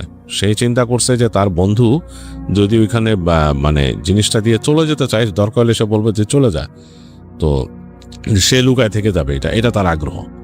তো আর বন্ধু যদি থাকে তার সাথে কোনো সমস্যা নেই, 2 বন্ধু মিলে লুকায় থাকবে, এটা তার ইচ্ছা রিপনের। তো এক সময় এরকম সময় আসলো, বিকালবেলা তার বন্ধু আসলো, এসে বললো চল যাইতেইব। ঠিক আছে। তো গেল সে বন্ধুর সাথে, যে দেখলো যে যেই বাসার থেকে দুধ নিতে বলছে তারা দুধ রাখছে এরকম একটা মাটির কলসের মধ্যে। তো সেটা নিয়ে তা মানে উপর দিয়ে আবার এটা ঢাকনা দেওয়া, তো সেই কলসটা নিয়ে রওনা দিল রিপনের বন্ধু, আর রিপন তার সাথে হেঁটে যাচ্ছে। তো গ্রামের পথ, বিকাল হয়ে গেছে, খুব সুন্দর বাতাস, একেবারে ওখানে ফসলের মাঠ ছিল, এর উপর দিয়ে বাতাস আসতেছে, মানে ফসলগুলো একদম নুয়ে নুয়ে যাচ্ছে, এরকম সুন্দর ঘ্রাণ। তো হাঁটতে হাঁটতে তারা চলে আসলো এই গ্রামের শেষ প্রান্তে, কারণ এই যেই চাচা সেটা বাড়ি কিন্তু একদম গ্রামের শেষ প্রান্তে, এবং হেঁটে বাঁক নিল। তো যেই জায়গা দিয়ে চাচার বাড়িতে নামতে হয়, যে ভিটায় যেতে হয় চাচার ভিটা, সেটা একটা আইল, মানে ফসলের মাঝখানে আইল, ওইটা একটু উঁচু আইলে নেমে তারপর সোজা হেঁটে যেতে হয়। তো ডানে বামে কিন্তু শুধু ফসলি মাঠ, অন্য কিছু নাই। আর এই চাচার যে ভিটা, তার ওই পাশ দিয়ে কিন্তু একেবারে গাছগাছালি চলে গেছে একদম ঘন, এবং তারপরে দূরে দেখা যাচ্ছে টিলার ওই পাশে এরকম মানে আরো টিলা আছে আর কি, মানে দুর্গম ওই জায়গাটা। ওইখানে কখনো রিপন যায় নাই, সবসময় শুনতো এই জায়গাটা ভয়ের। তো যাই হোক, সে বন্ধুর সাথে যে নেমে গেল সেই আইলে, এবং হেঁটে হেঁটে 2 বন্ধু যাচ্ছে। তো যখন ওই চাচার ভিটার কাছে চলে আসছে তখন কিন্তু অলরেডি বেলা পড়ে গেছে, মানে দেখা গেছে যে আলো কমে গেছে আর কি। এই বিকেলের যে রোদটা ছিল এটা একদম কমে গেছে, আর বড় বড় গাছ থাকাতে ওই জায়গাটা আর অন্ধকার লাগতেছে, বেশ ভৌতিক। তো রিপনের ফ্রেন্ডই বলতেছে কে, দোস্ত কি অবস্থা, চিন্তা কর কিরকম লাগে, এখানে কেমনে থাকে একটা বয়স্ক মানুষ, এ কেমনে থাকে এখানে? তো রিপন কে যে হ্যাঁ কইলাম না যে হ্যাঁ তো আছে, হ্যাঁ তো সাধনা করে বসে, এর জন্য থাকে, সাহস আছে বলেই তো আছে, আমি তো থাকুম না, তুই আমার লগে থাকবি? বলে মানে? কয় যে তুই যখন এই দুধটা দিয়ে যাবি আমরা লুকায় যাবো, এখানে লুকায় দম হে কেমনে সাধনা করে। তো রিপনের ফ্রেন্ড কয় না না না, মাথা খারাপ নাকি, আমি এগুলোর মধ্যে নেই, তো তুইও থাকিস না, এটা কি করছ তুই বেটা, কি সাধনা করে তুই জানোস বেটা, পরে ভয় পাবি, কি হইব, কোথায় লুকাবি তুই? আমি থাকুম আর ঘরের আশেপাশেই থাকুম কোথাও। তো তার ফ্রেন্ড তারা বারবার না করে বলে না না না থাকিস না, তোরে তা নাই ঠিক হয় নাই, এগুলো বলতে থাকে। রিপন বলারে তুই চুপ থাক, তুই থাকলে থাকবি, নাহলে চলে যা, এইভাবে বলে। তো দেখা যাচ্ছে তার বন্ধু মানে গাইগুই করতে করতে তারা ওই তাদের ভিটাতে ঢুকে পড়ে, দেখে গাছগাছালি। রিপন বলে এখন চুপ থাক, কথা কম কর। তো 2 জনে হেঁটে হেঁটে যায়। তো গিয়ে রিপন করে কি একটা জায়গায় যেখান থেকে খোলা উঠানের মতো আছে, ওখানে ঢোকার আগে রিপন বলে তুই একা যা, আমি এখানে ওহের সামনে যাব না, হে আমার দেহুক আমি চাই না। কারণ রিপন একটু ভয় পায়, কারণ ওই চাচার চোখ খুব তীক্ষ্ণ, তিনি অনেক কথা দেখলেই মনে হয় যে পড়ে ফেলতেছেন মানুষকে। রিপন এটার মধ্যে চায় না, রিপনকে যদি উদ্ভট প্রশ্ন করে, রিপনকে তিনি ওই যে বারবার বকা টকা দেন, কারণ তিনি জানেন যে রিপন বেশি কিউরিয়াস। রিপন বলে তুই যা, বলে তিনি রিপন আস্তে করে সরে যায় বাস থেকে। তো সরে সে পেছনে যে দেখে যে ওই চাচার ওইখানে বেশ খড় টড় রাখা ছিল এক জায়গায়, ওইটার পিছন দিয়ে সে হেঁটে চলে যায় একেবারে সাইডে, একেবারে ঘরের সাইডে, ওইখানে একদম জংলা ঝোপঝাড়, ওইটার পিছনে সে লুকায় আছে। সে দেখতেছে তার বন্ধু হেঁটে যাচ্ছে কলসি হাতে, এবং তার বন্ধু বারবার ওদিকে তাকায় তার দিকে, সে যেদিকে গেছে সে আবার হাত দিয়ে এরকম দেখাইতেছে বন্ধুরে যা, তো মানে বন্ধুকে বলতো মানে সামনে যেতে। তো তার বন্ধু হেঁটে হেঁটে যায়, যে দেখে ওই চাচার যে ঘর সেখানে দরজা নক করে টকটক করে। তো চাচা খুলছে দরজা, খোলার পর তো এইখান থেকে কথাবার্তা স্পষ্ট শোনা যায় না, হালকা বলতেছে এইটা ওইটা, হ্যাঁ যে এরকম দুধ, চাচা দুধ রেখে তাকে মনে বলছে চাচার বাসায় চলে যাও, বিদায় দিয়ে দেয়। তো তার ফ্রেন্ড আস্তে করে হেঁটে আসতে আসতে তার ফ্রেন্ড বারবার যখন এই পাশে চলে আসে তাকাচ্ছে বারবার এই দিক দিয়ে। তো রিপন আস্তে করে মাথাটা বের করে তাকে দেখাইছে চলে যেতে হাত দিয়ে। তার ফ্রেন্ড আবার ইশারা করতেছে, সে খুব রাগ করলো এখান থেকে, তার বন্ধুর উপরে খুবই রাগ করলো। তো তার বন্ধু এক পর্যায়ে আর কোনো কথা না বলে হেঁটে রওনা দিল ওই পাশে। তো এদিকে কিন্তু বেলা অনেক পড়ে গেছে, অন্ধকার হয়ে গেছে, যেই জায়গাটায় রিপন লুকায় আছে এই জায়গার থেকে তার বেশ অন্ধকার লাগতেছে, এবং এখানে মশা কামড়াচ্ছে, মানে বেশ কষ্টের। সে দেখতেছে তার বন্ধু হেঁটে চলে গেল, এবং তখনই রিপনের কাছে ভয়টা লাগলো, কারণ তার বন্ধু যেহেতু চলে গেছে আর তার কাছে পুরাই একা লাগতেছে জায়গায়। এবং এই যে পড়ন্ত বেলায় মানে যখন সন্ধ্যা হয়ে আসতেছে এই সময় মনে হচ্ছে পেছনে গাছগাছালিগুলো পুরো জেগে উঠছে, কেমন একটা শব্দ, এবং ক্যাটক্যাট ক্যাটক্যাট করে কোনো একটা পোকা ডাকতেছে, একদম মাথা খারাপ করে দেওয়ার মতো অনেকগুলো পোকা একসাথে রাখতেছে, মানে মাথা খারাপ করার মতো ক্যাটক্যাট ক্যাটক্যাট শব্দ হচ্ছে। তো রিপনের কাছে ভয় লাগতেছে যে মানে মানে সে কি দেখবে কি করবে, সে তো থেকে গেল, মানে খুব হুজুগে থেকে গেছে এখানে। কিন্তু এখন ওই জিনিস চাচা কি করে সেটা সে কিভাবে দেখবে, এটা নিয়েও তার মাথার মধ্যে টেনশন। তো দেখলো যে বেলা যখন একদম পড়ে গেছে, এইখানে কিন্তু এই জায়গাটাতে আজানের শব্দ খুব জোরে আসে না, মানে মসজিদটা অনেক দূরে, এবং দূরে আজান দিছে, এবং সেটা শব্দ হালকাভাবে ভেসে আসছে এখানে। তো সে মানে একটু ভয়ে কাঁপতেছিল, রিপন মনে মনে কাঁপতেছে ভয়ে যে এখানে কি হবে, অন্ধকার হয়ে গেছে, এই সন্ধ্যার মধ্যে অন্ধকার লাগতেছে, গাছ গাছালির মধ্যে অন্ধকার নেমে আসছে। এর মধ্যে দেখলো যে ওই দরজা খুললো, চাচা ঘরের দরজা খুললো। তো চাচার ঘরের ভিতরে হালকা আলো দেখা যাচ্ছে, চাচা হট করে দরজা খুলে বের হয়ে আসলো। এসে সে হেঁটে হেঁটে চাচার বাসার পেছন দিকে মনে বাথরুম ওদিকে গেল। রিপন সাথে সাথে মানে খুব সুইফট পায়ে একটা দৌড় দিল, মানে খুব সুইফট পায়ে, সে স্যান্ডেল খুলে নিছিল হাতে, সুইফট পায়ে দৌড় দিয়ে যে চাচার ঘরের মধ্যে মানে ঢুকে গেল। সে কোনো কথা নাই, চাচার ঘরের মধ্যে ঢুকে সে ডানে বামে তাকাইতেছে, দেখতেছে যে ঘরটা মোটামুটি ভালোই বড়, এবং ঘরের কোনা একটা খাট আছে, আর এই পাশে আলনা আছে, আলনার পাশে আবার কাপড় চোপড় স্তূপ করে রাখা, এবং আরো অনেক কিছু, এবং কেমন একটা মানে গন্ধ ভিতরে, গন্ধটা হচ্ছে মানে কিছু পোড়াইলে যেরকম গন্ধ হয় সেরকম। আর এক কোনায় সে দেখতেছে একটা হারিকেন রাখা জ্বলতেছে, আর কিছু সরঞ্জাম রাখা। এই সরঞ্জামের মধ্যে যে জিনিসটার দিকে তার চোখ পড়লো সেটা দেখে তার কাছে বেশ ভয় লেগে গেল, মানে মনের মধ্যে একটা খ্যাচ করে একটা লাগছে রিপনের। দেখতেছে এই সরঞ্জামের মধ্যে মানে বিভিন্ন জিনিস যে রাখা এক কোনায়, সেটার মধ্যে একটা মানুষের মাথার খুলি, এবং এই হারিকেনের আলোতে মনে হচ্ছে খুলিটা কেমন কালচে কালচে টাইপের দাগ এটার মধ্যে। তো সে কয়েক সেকেন্ড তাকায়, সে চিন্তা করতেছে সে লুকাবে কই, খাটের নিচে যাবে। তো চিন্তা করলো খাটের নিচে তো মানে চাদর বেশি টানা না, ওই চাচা যদি হঠাৎ করে মানে এখানে বসে তাকায় ওদিক ওদিক, তাহলে কিন্তু দেখতে পারবে যে সে খাটের নিচে। তো সে লাফ দিয়ে দেখলো যে ওখানে চাচার মানে গলা খাকারি শুনতেছে, মানে সে হয়তো কুলি টুলি করে আসতেছে গলা খাকারি দিয়ে।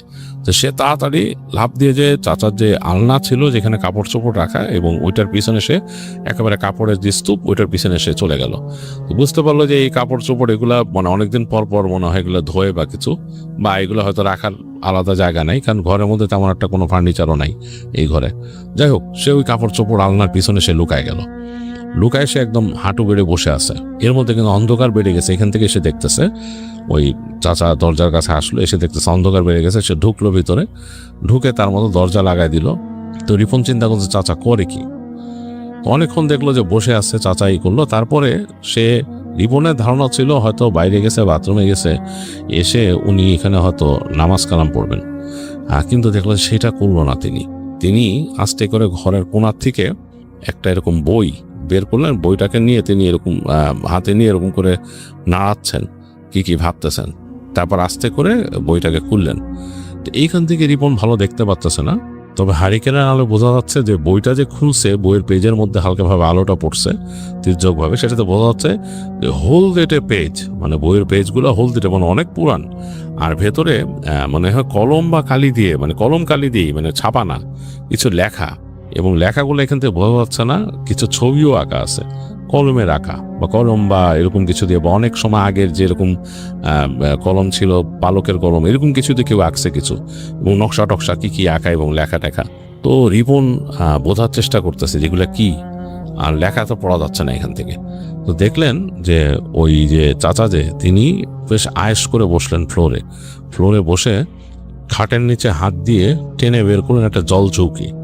তো তখনই আসলে রিপনের ভয় লাগলো যে আসলে তিনি যদি খাটের তলে থাকতেন তাহলে কি হতো। তো তিনি দেখলেন যে ওই চাচা একটা জল চৌকি বের করলেন, জল চৌকিটাও কালো কাঠের তৈরি, সেটা এনে সামনে রাখলেন, বেশ নকশা টকশা করা পায়াগুলা। তো তার সামনে রেখে সেটার উপরে একটা মোমবাতি বসালেন পাশ থেকে।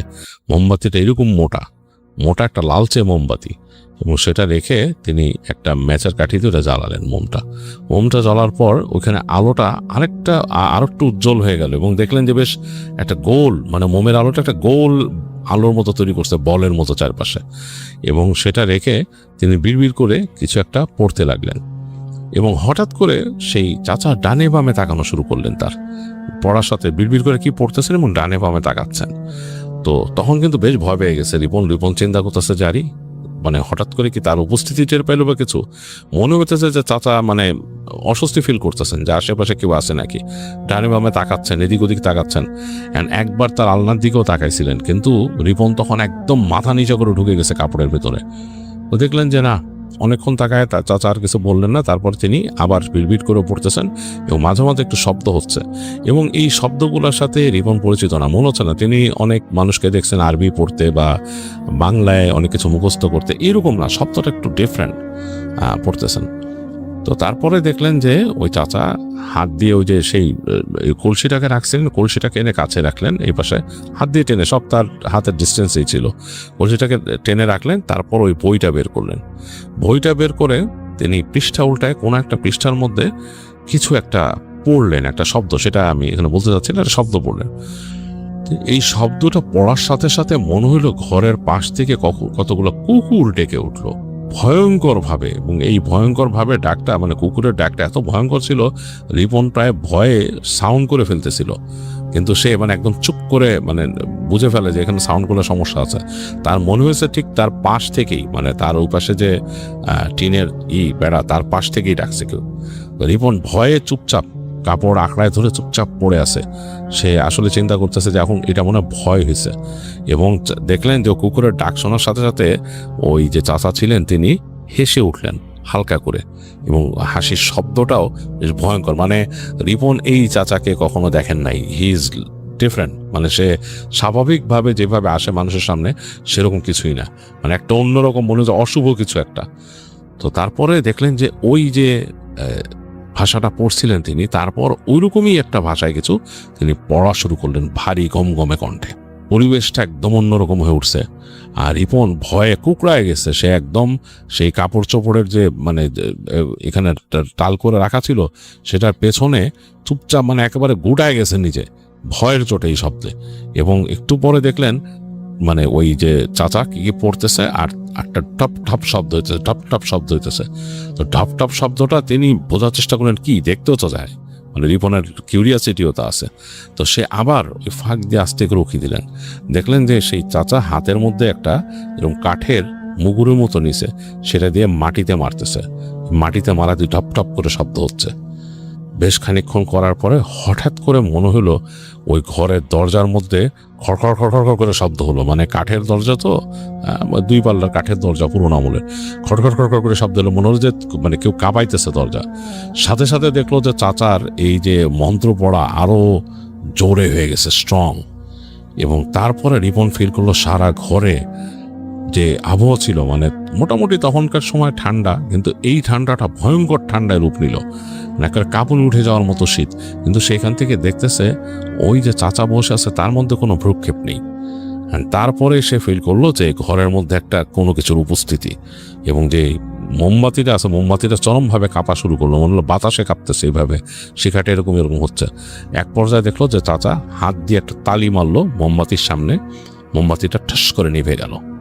এই মোমবাতি নেভার সাথে সাথেই সে খেয়াল করলো রুমের মধ্যে একটা অবয়বটা বেশ ভয়ঙ্কর, সে বুঝতে পারতেছে হারিকেনটা কিন্তু ডিম করা ছিল, হারিকেনের আলোতে সে বুঝতে পারতেছে যে যেই অবয়বটা সে দেখতেছে একটা মানুষের অবয়ব হবে, বেশ উঁচু, 7 ফিটের মতো উচ্চতা হবে এরকম, এবং চুল বড় বড়, তার চেহারা দেখা যাচ্ছে না, চুলগুলো বড় বড়, এইভাবে দাঁড়ায় আছে।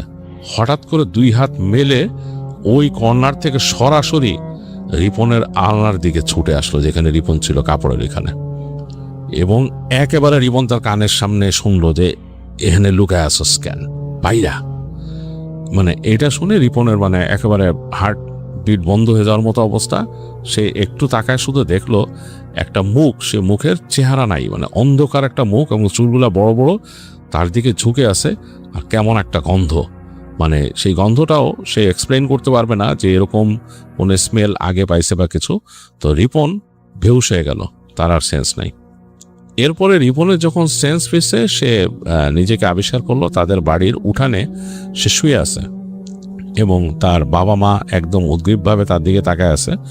আর দূরে সে কণ্ঠ শুনলো, সেই কণ্ঠটা হচ্ছে সেই যে চাচার। সে বলল যে ছেলেরে দেখে রাখো না কেন, আমার ঘরে আইছে, তখন আমি একটা চালান দিতেছিলাম, এই সময় আমার ঘরে আইছে, এই তো অবস্থা খারাপ, ওর অবস্থা তো আরও খারাপ হইব, ওরে ভালো কোনো হুজুর দেখাও, ভালো কোনো হুজুর দেখাও, ওর কিন্তু খারাপ অবস্থা হইব, এটার কিন্তু আমি দায় নিব না।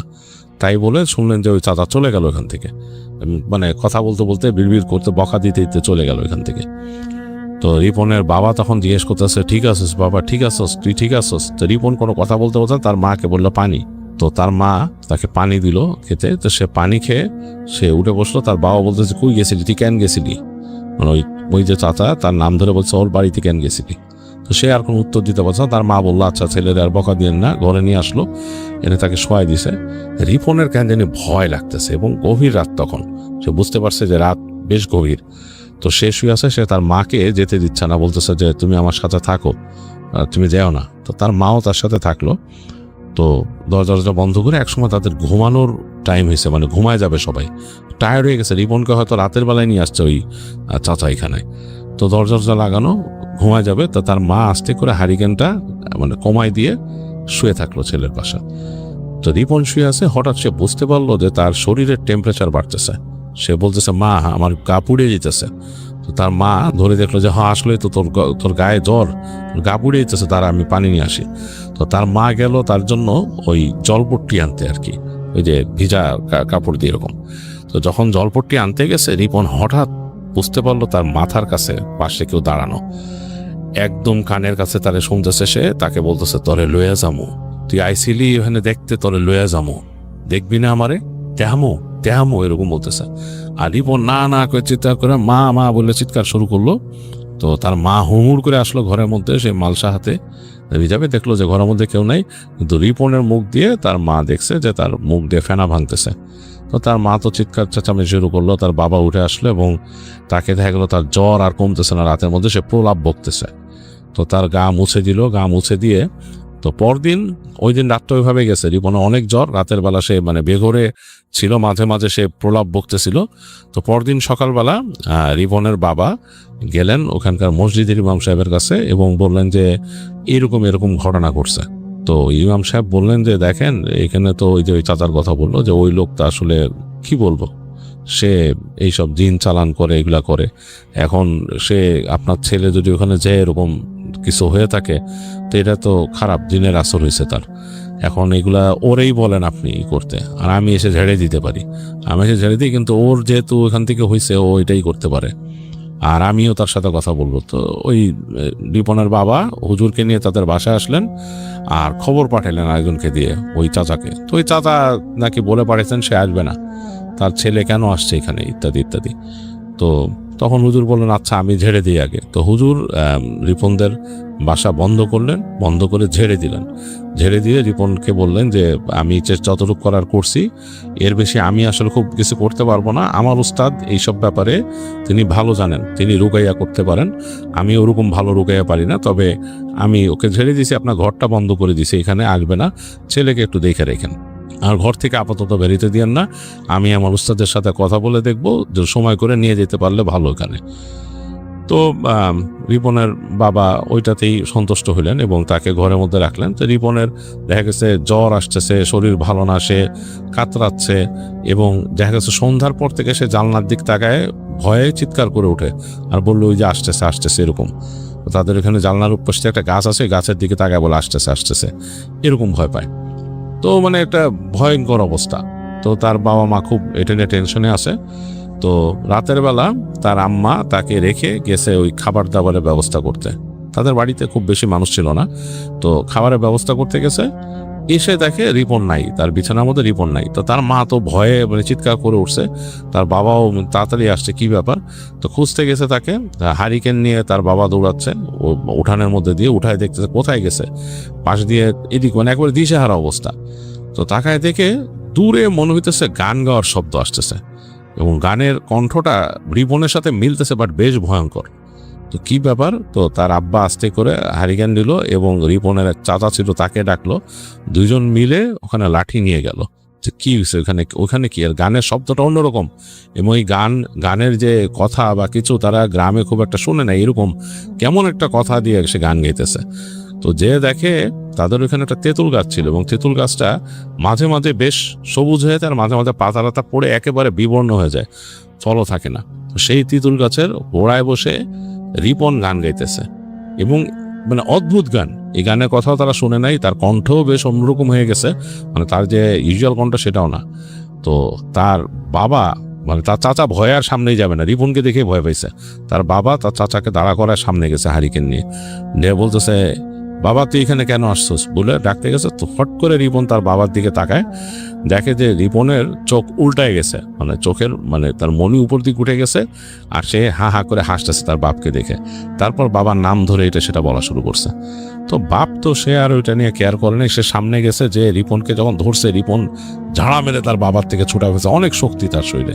যাই হোক তার বাবা কসরত করে রিপনকে ধরে রাখতে পারে না, কঠিন অবস্থা। শেষ পর্যন্ত তার চাচাও আসে, দুইজনে মিলে তাকে টেনে বাসায় নিয়ে আসে। তাকে রাখাই যাইতেছিল না, পরে বাসার তাদের যে মোটা গাছের খুঁটি ছিল সেটার সাথে বেঁধে ফেলে রিপনকে, কারণ অন্য কোনো উপায় নেই। সে চিৎকার করতেছে, গড়গড় করতেছে, তার মুখ দিয়ে লালা ঝরতেছে, ভয়ঙ্কর অবস্থা এবং বলছে যে সবাই শেষ করে দেবো।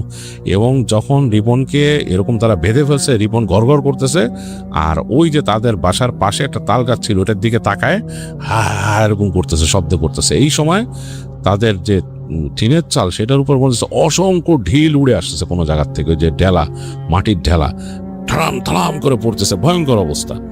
তো যাই হোক তার বাবা যতটুকু যা জানতো দোয়া কালাম, তার চাচা যতটুকু জানতো দোয়া কালাম, এগুলো পড়াশুনো করছে। তো একটা সময় যে সে মানে টায়ার্ড হয়ে গেছে রিপন, সে ওরকম ভাবে আছে। তো এই অবস্থায় রিপন সারা রাত ছিল এবং সে গড়গড় করছে, আর ওই যে কুটির সাথে বাঁধা অবস্থায় সে গান টান গাইছে এরকম। এবং সেই গানগুলো অদ্ভুত, বাসার মধ্যে যারা ছিল এবং মেয়ে মানুষ যারা ছিল তারা ভয়ে একদম শেষ ওই শব্দ শুনে। এবং একটু পর পর এর নাম ধরে ডাকে, তার নাম ধরে ডাকে, এবং এক একজনকে বলে যে তো তুই এটা না এটা করছিলি, তোর না এই ঘটনা, মানে এক একজনকে তাদের লাইক সিক্রেট বলা শুরু করছে। এবং সবাই তো চুপসায় গেছে এটাতে। এবং এরকম করতে করতে যখন নাকি আজান দিল, ফজরে আজানের সময় দেখা গেল যে সে চুপ, আর কোনো শব্দ নাই। তো তখন তারা বাবা কাকা তারা খুব একটু রিল্যাক্স হইলো যে ছেলেটা এখন মনে হয় একটু ঠিক আছে। যাই হোক তাকে দোয়াজুরিত পড়ে দিল। তার মা ওই যে হুজুর যে পড়া পানি দিচ্ছিল সেটা ছিটাই দিয়ে তাকে ওইভাবে রাখলো, চিন্তা করতেছে তাকে খুলে দিবে কিনা।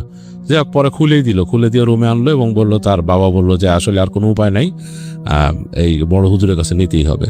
তো ওই তারা গেলেন ওই মৌলভী সাহেবের কাছে এবং তিনি বললেন যে হ্যাঁ আমি আমার ওস্তাদের সাথে কথা বলছি, উনি বলছে নিয়ে যেতে পারে, তবে সাবধানে নিতে বলছে, ওরে কিন্তু নিতে দিতে চাইবে না ওইদিকে।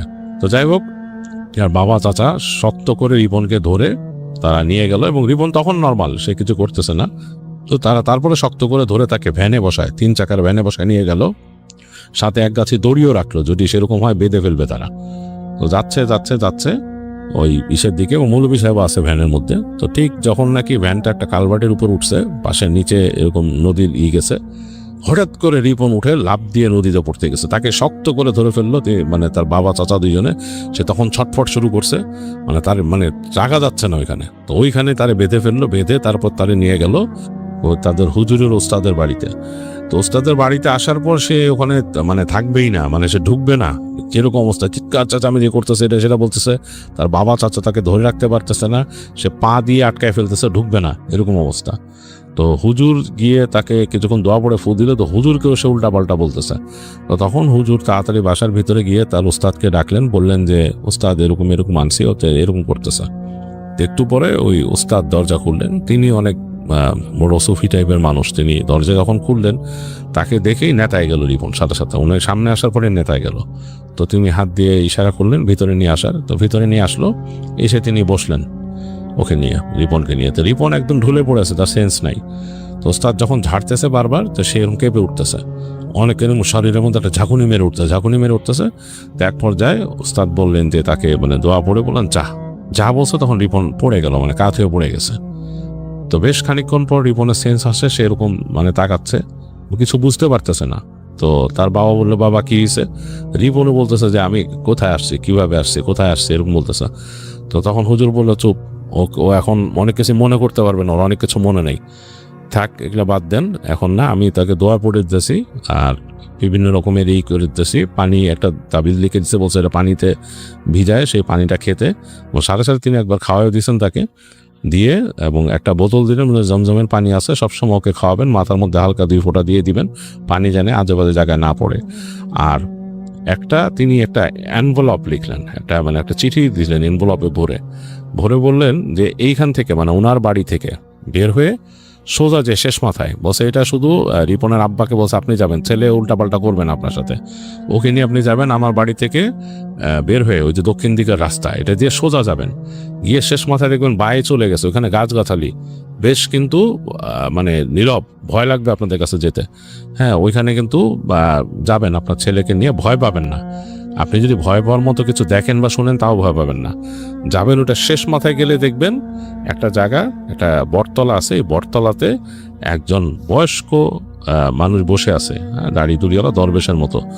ওনার হাতে আপনার ছেলেকে দিয়ে চিঠিটা পাঠাবেন, উনি শুধু চিঠিটা হাতে নিবে, চিঠিটা হাতে নেওয়ার পর আপনি চলে আসবেন।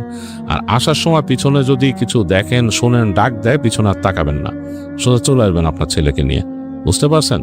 তো এটা বললো রিপনের বাবাকে সে ওস্তাদ, বললো আচ্ছা ঠিক আছে। তো চিঠিটা দিল, বললো যে অবশ্যই চিঠি আপনার ছেলে জানি দেয়, আপনি কিন্তু দিয়ে দিবেন না, খবরদার। আর চিঠি দিয়ে যখন ঘুরে আসবেন, যত শব্দ শুনবেন, আপনাকে যদি ডাক দেয়, আপনার নাম ধরেও ডাকে, আপনি পিছন ফিরে তাকাবেন না, আপনার ছেলেও না, চলে আসবেন।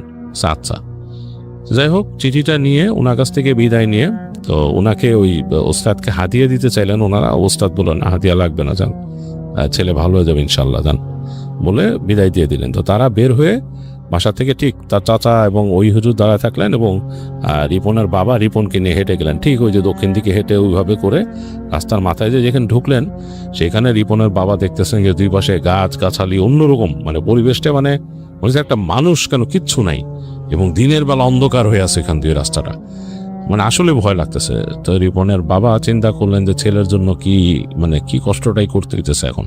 যাই হোক, হেঁটে হেঁটে যাচ্ছেন এখান দিয়ে, এবং তাদের কাছে মনে হইতেছে, রিপনের বাবার কাছে মনে হইতেছে তার আশেপাশে এই দিনের বেলা এই অন্ধকার হয়ে আছে ছায়া, ওটার মধ্যে সর করে কেউ একজন আসতেছে, এবং ফিস করে কথা শুনতে পাইতেছেন তিনি, যে কেউ ফিসফিসাইতেছে আশপাশে। যাই হোক, রিপনের বাবা খুব ভয় পেলেন, এবং রিপন একটু পরপর কেমন ঘাড় এরকম কাত করতেছে, বারবার কাত করতেছে, এবং সে নিজের ঘাড়ে চড় মারে, নিজের হাতে চড় মারে, এরকম একটা অবস্থা। এবং দেখা গেল যে দূরে যখন নাকি বট গাছ দেখা গেছে, বট গাছের তলায় এখান থেকে দেখতে পাচ্ছেন রিপনের বাবা যে একজন বয়স্ক দরবেশের মতো মানুষ বসা, এরকম বড় দাড়ি ঝুলে আছে।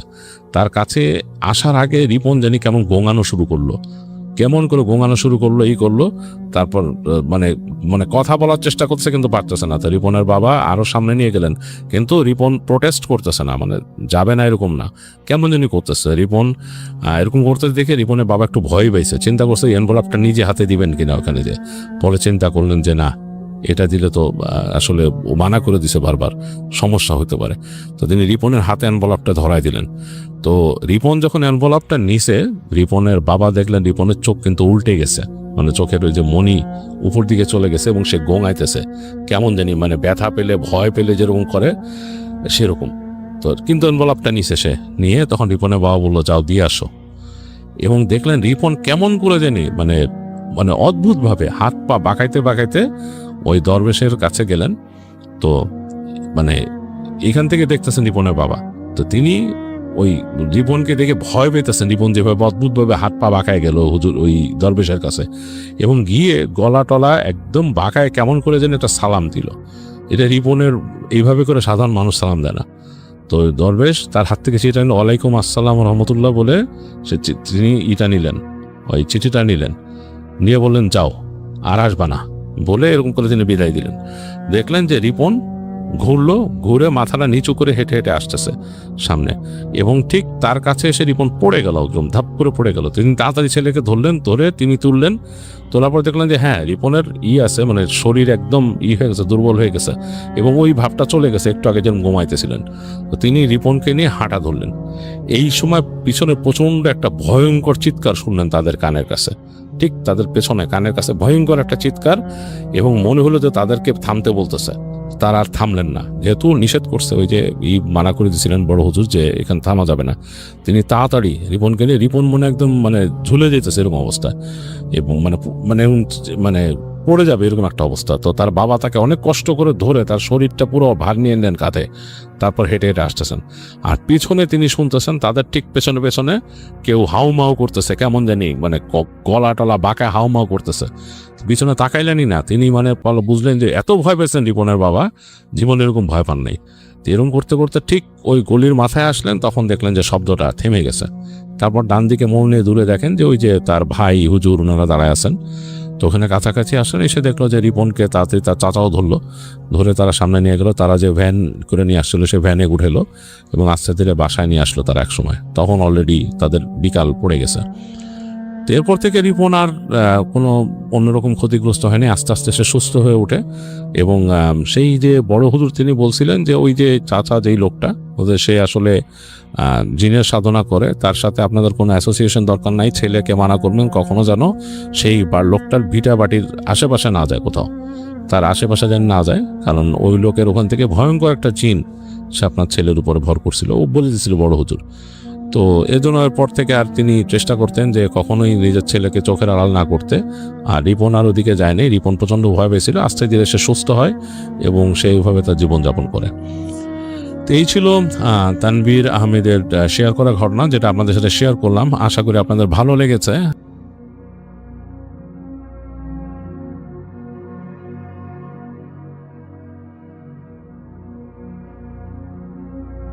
আসসালামু আলাইকুম লিসনার্স, সবাইকে আমন্ত্রণ জানাচ্ছি। আমি ডক্টর আলিফ। আশা করছি আপনারা সবাই ভালো আছেন, সুস্থ আছেন। ঘটনাটা ঘটে চিটংয়ের কোনো এক এলাকায়। সেখানে থাকতো শহীদুল নামের একজন ব্যক্তি। তিনি পেশায় কৃষক। কৃষক বলতে তার অনেক জমি আছে এবং অনেক জমি জমা ছাড়াও গোয়াল ঘর টাইপের অনেক কিছু আছে। তার সম্পত্তি, তার অঢেল সম্পত্তি আছে। তার এলাকায় নাম ডাকও আছে এবং এইসব থাকার কারণে তিনি বেশ পরিচিত ছিলেন এলাকায়।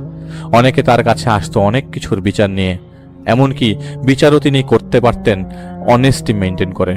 কেউ কখনো আঙ্গুল তুলে তার সাথে কথা বলতে পারে নাই। তিনি এলাকায় গরিবের উপকারও করতেন এবং সব ধরনের সাহায্য সহযোগিতা করতেন। কোরবানি হলে 10টা গরু জবাই দিয়ে দিতেন। এত করে সেভাবে মানুষের জন্য তিনি হেল্প করতেন।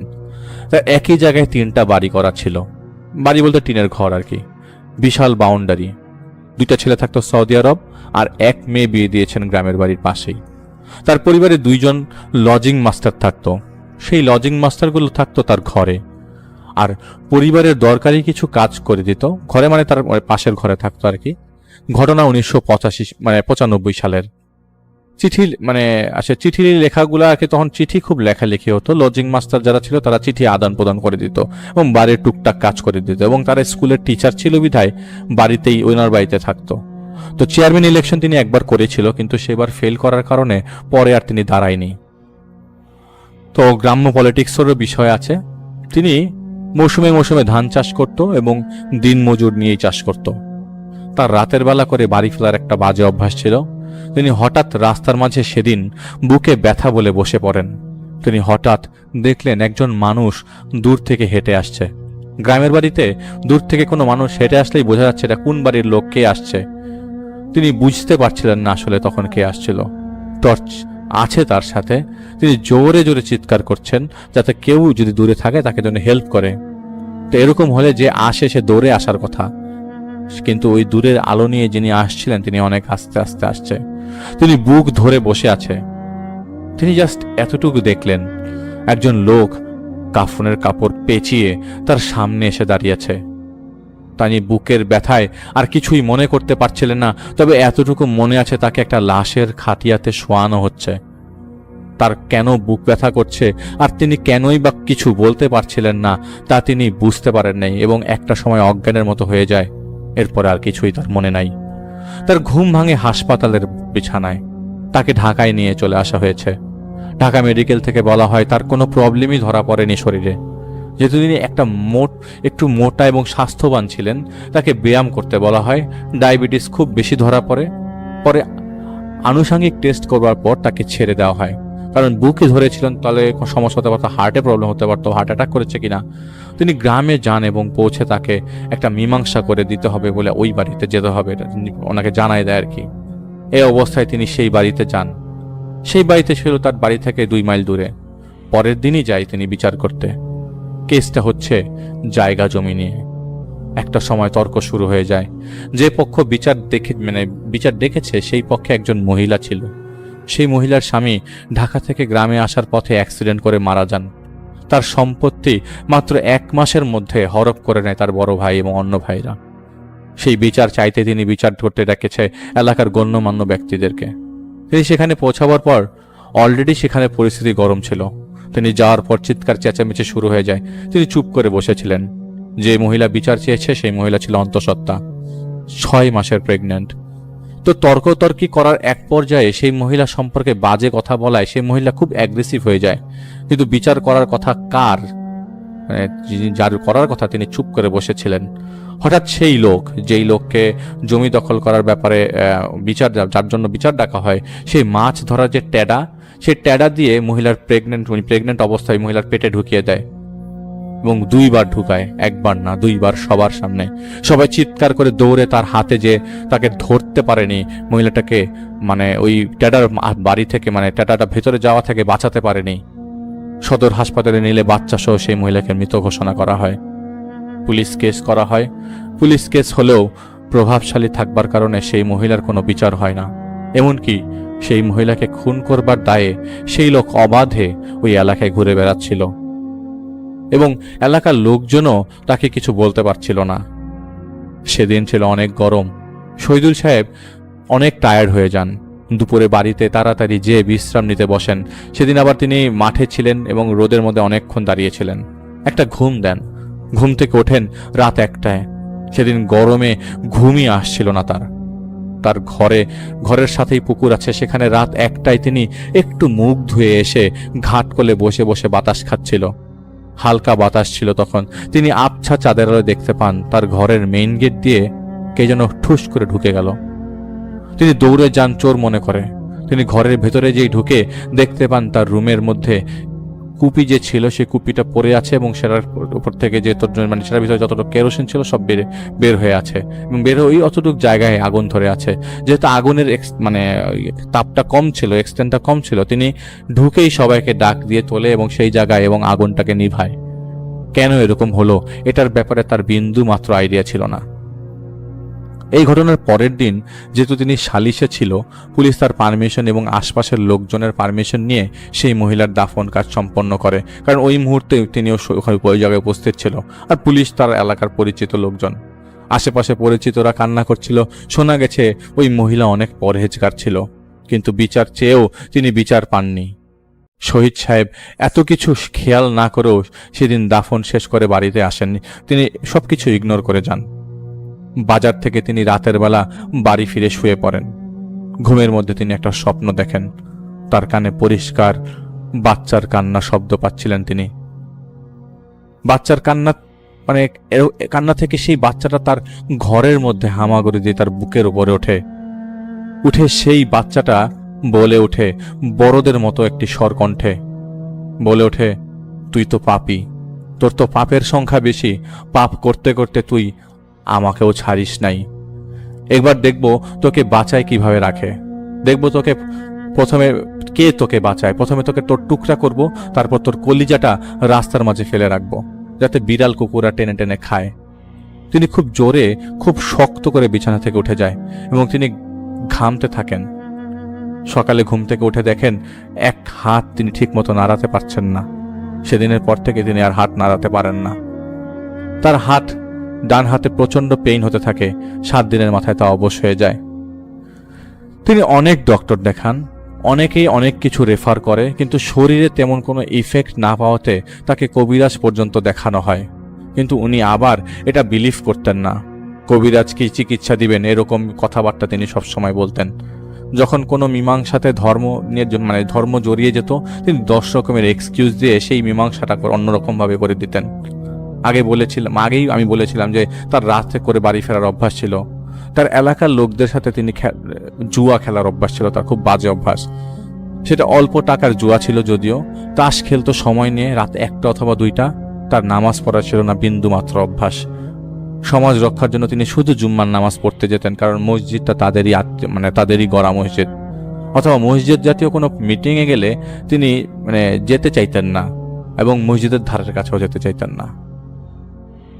প্রায় 1 মাস হতে চলে সেই অবস্থা। সেই অবশ হবার পর তিনি বাড়িতেই থাকতেন, তেমন একটা বের হতেন না। তবে তিনি কখনো কারো ক্ষতি করেন নাই, কাউকে খারাপ পরামর্শ দেন নাই।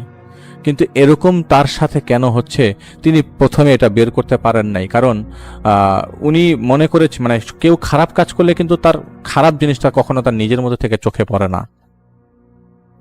তিনি বের করার জন্য তার সাথে কেন হচ্ছে এটা বের করার জন্য তিনি আরেকজনকে রেসপন্সিবিলিটি দেয় যে একটু দেখেন তো আমার সাথে এরকম হচ্ছে, এটার কি কোনো সুরাহা বের করা যায় কিনা। কেননা প্রতিদিন তিনি স্বপ্নে তিনি একটা বাচ্চাকে দেখতেন। তিনি দেখতেন কখনো সেই বাচ্চাটা সৌদি আরবে গেছে তার ছেলের কাছে, আবার কখনো এই বাচ্চাটা ধাক্কা দিয়ে তার মেয়ের ঘরের নাতিকে ফেলে দিচ্ছে, আবার কখনো তার ওয়াইফকে লাশের খাটিয়াতে বসিয়ে রেখেছে। তিনি লাশের খাটিয়া প্রতিদিন দেখতেন। কেন দেখতেন এটা ওই আরেকজন পরিচিত লোককে খবর দিতে বলেন যে আশেপাশে যদি কোনো ভালো কবিরাজ টাইপের কেউ থাকে তাহলে তাকে যেন হেল্প করে, যে কেউ না কেউ লাশের খাটিয়ার উপর বসে আছে, এটা তার পরিবারের লোকজনই আছে এবং এটা সে প্রায় সময় দেখতেন। আর তিনি দেখতেন সেই বাচ্চাটা প্রতিদিন এসে বলতো একে নিয়ে যাব, ওকে নিয়ে যাব। যেদিনই এরকম বলতো সেদিনই দেখা যেত ঘরের কেউ না কেউ অসুস্থ হচ্ছে, না হলে ব্যথা পেয়েছে। একদিন এক রাতের বেলা টিনের চালের উপর থেকে বাচ্চার হামাগুড়ির শব্দ, একসাথে অনেকগুলো বাচ্চা। আর তিনি দেখলেন জানালার পাশ দিয়ে উপর থেকে ধপাস ধপাস করে শব্দ হচ্ছে কিছু নিচে পড়ার। তিনি জানালা দিয়ে উকি দিলেন, যে উকি দিয়ে দেখেন উপর থেকে কি পড়ছে। জানালা খুলতে তিনি দেখেন না হলে কমপক্ষে 100টা শিয়াল তার জানালা বেয়ে জানালার দিকে তাকিয়ে আছে। তিনি ভয় পেয়ে যান, চিৎকার চেঁচামেচি শুরু করেন। বাসার সবাইকে পরের দিন তিনি তার এরকম স্বপ্নের কথা বলেন। তার ছেলেটা সৌদি আরবে থাকে। তার ছেলেরা বলেন বাবাকে চিকিৎসা করাতে, কিন্তু কিছুতেই কিছু হচ্ছিল না। আশেপাশের লোকজন, ডাক্তার, কবিরাজ অনেকেই দেখাচ্ছে, কোনো ধরনের সলিউশন আসছিল না। টিনের চালে রাতের বেলা উপর থেকে না হলে এমন অবস্থা হয় যে বৈশাখী ঝড় হচ্ছে না কি হচ্ছে বোঝা যাচ্ছে না। তার ওয়াইফও প্রথম টের না পেলেও পরবর্তী সময় টের পেতে থাকেন। আর ওখানে গোয়াল ঘর আছে তার বাড়ির পেছনে, সেই গোয়াল ঘর থেকে মনে হয় কেউ কান্না করছে। এটা প্রায় সময় তাকে দেখা যেত যে ঘর থেকে বেরোচ্ছে, গরম লাগলে বের হতো, দেখা যেত যে গোয়াল ঘর থেকে কেউ না কেউ কান্না করছে। অথবা ঘরের ভেতর থেকে তিনি তার গোয়াল ঘরের ভেতর থেকে